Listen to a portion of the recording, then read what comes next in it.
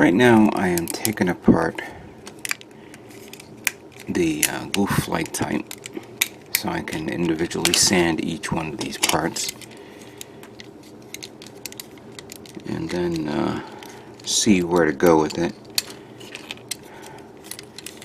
Some parts are going to be easily kept on, kind of like this, because it's no reason to separate it, so it's easy to paint one. This one also will be kept together because there's that seam line that goes right there, so I'm going to begin sanding this down and then cleaning it up. And I would love to keep the leg together. Unfortunately, there's this green part here which I'm going to remove. And I think I'm going to remove this one as well because convenience. Yeah, I'm going to remove both of them, but I'll keep it together because that way it will be a lot easier for me to paint all in one shot. I don't have to worry about seam lines because it's going to be covered up by the front, by the trim design of the front and the back. Let me just remove this. Come on, get on. Because that's also painted. This is also painted, and this is also painted. See, these are easy to do. I know there are people who build the whole thing together, paint it while it's already assembled, and then mask it off and do it again.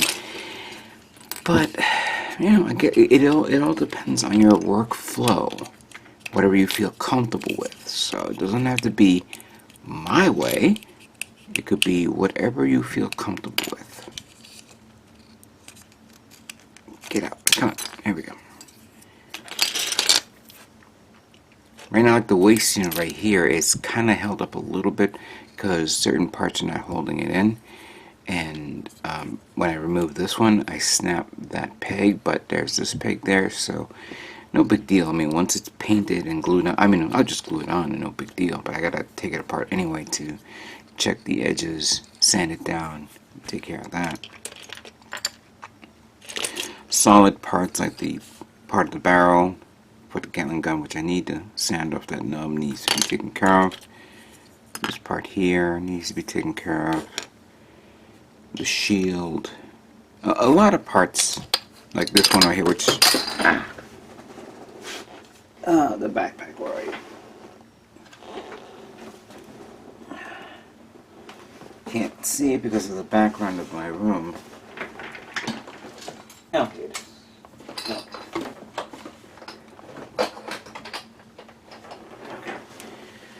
Like this one, which houses the wings. I had to take it off so I can get the wings out, so I can sand it down.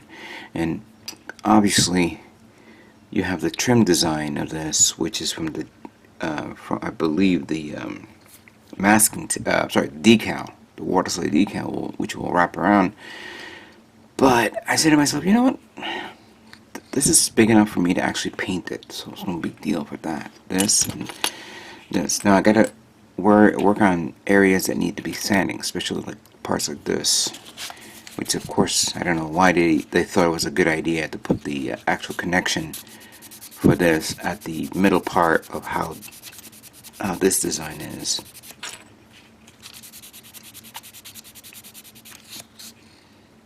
I'm going to have to use the I don't want to sand this like in the middle and then we lose the actual bending or the design, but I guess I may have no choice in the matter. I'll see what I can do to recover it.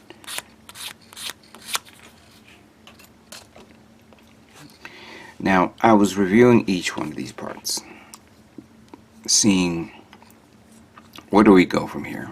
Well, what is it that, what part that's going to give me a bit of a problem for painting, and maybe overall look, for that matter. I don't know if anybody has come across this when they purchased their version of this. I think right now, I guess I'm the first one painting it online, but I could be completely and utterly wrong.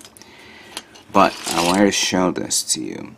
Out of all these parts that are going to be easy to build and paint and all that stuff, the one part that's going to give me the difficulty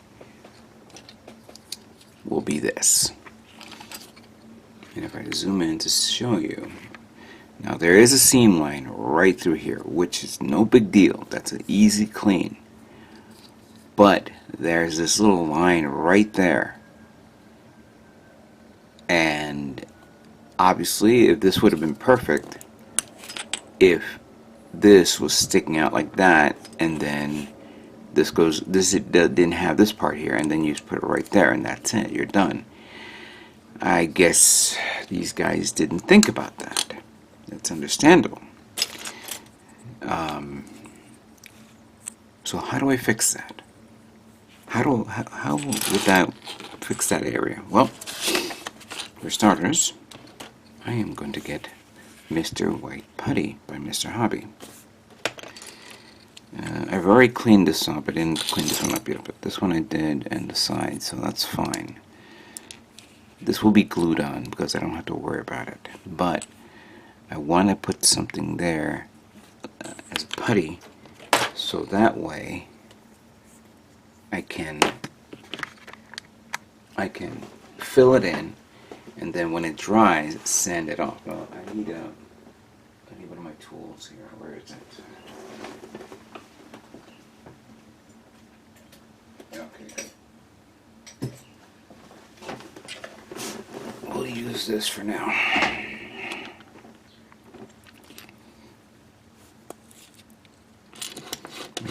Move some parts out of the way so it doesn't clutter me a bit. Just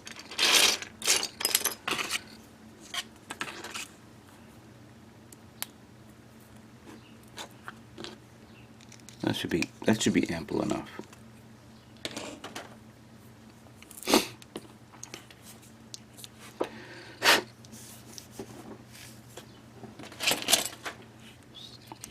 Okay, whatever particles that's around this. There we go. Now, I had another putty that I could use, but I pulled this one out. Let's see how this is.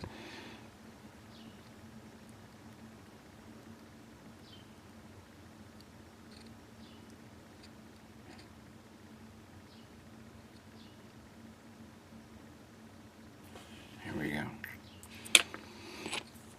Now, this has been sanded down. I don't have to worry about anything. I'm just gonna bring it down like that. And there we go. Perfect. Now I just gotta wait until it dries. I'll give it 24 hours to cure. This will give me enough time to clean up everything, and then I'll scrape it off lightly, begin sanding it down, and I'll be done. Perfect. I mean, in reality, this is actually a very, very perfect build. I was surprised how easy and simple it is, and all that stuff. So, just a little bit of cleaning here and there, and you should be good to go. So, I'm going to sand this part down, get the that seam line off, review more parts, see if I didn't miss anything. If you guys think I missed something, let me know. Obviously, by the time you guys see this video, I'll probably begin priming already, but let's move forward, clean it up, make sure that seam line is completely and utterly gone. I'm using 400 grit here. Yeah, that's gone.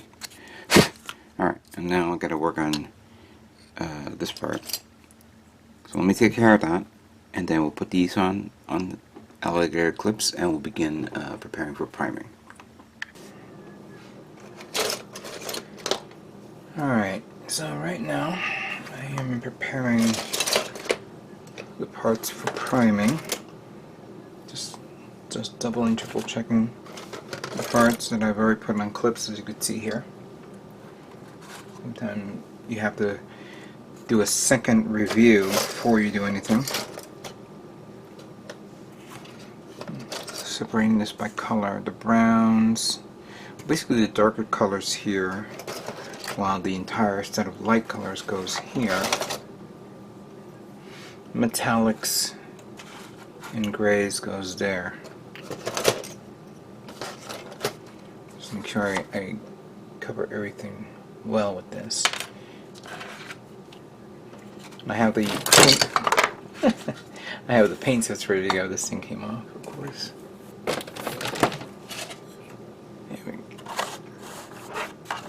I actually broke one of the clips. Great. That's alright, I got an extra one here. I actually spent, I bought like a pack of 20, no, 50 clips, and I started making more just so I can have it nearby, especially for bigger builds. Green is going to go here, and then this one's going to go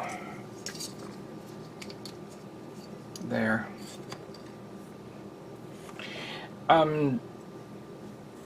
Brian, also known as Bro Builder on YouTube, did his weekly Kodokai stream.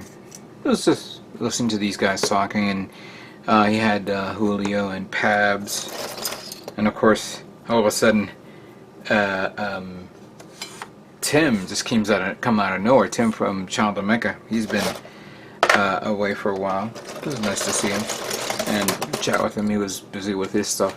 But in the stream, they were talking about the spray booth that I have right now. They were asking me how it is, and I as I mentioned before, you have to put in a lot of work and a lot of maintenance to work on this, to make sure it's properly maintained.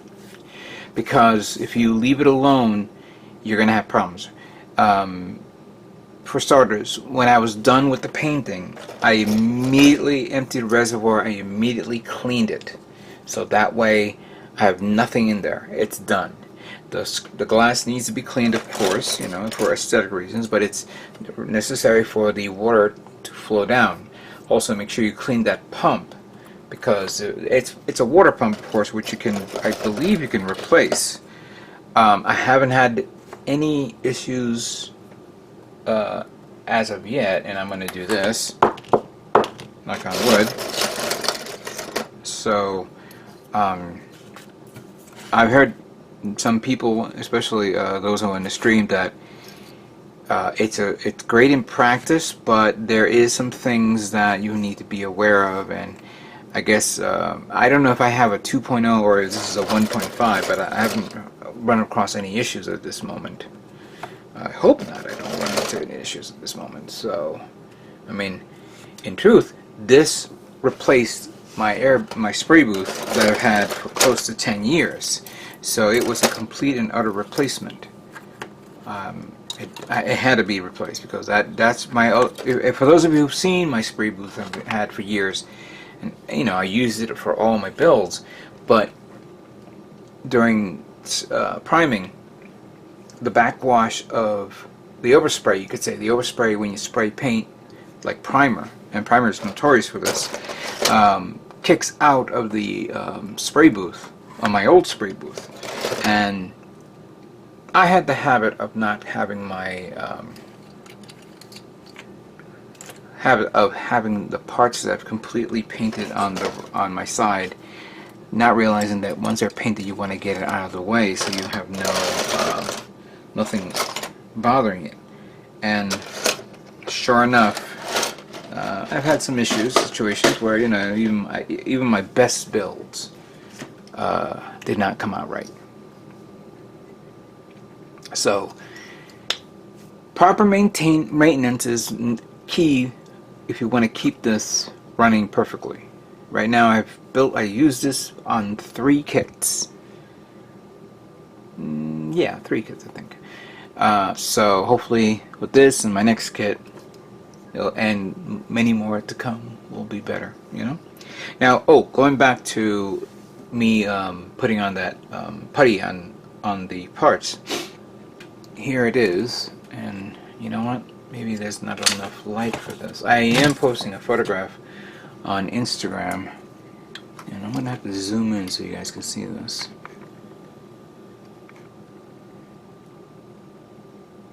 So I sanded it down completely, and using the sticky putty, sticky tack, I put it on top of it, and it was nice and flush. There could be a possibility that I may have missed something. Who knows? But at least it's better than a seam line right through this thing. So yeah, that came out good. I'm gonna continue reviewing more of these parts. I'm gonna check my paints and things like that. But first I need to prime. That's the most important thing. So let me continue setting this up. Then I gotta clean putting more water in there, make sure it's functioning, and begin priming.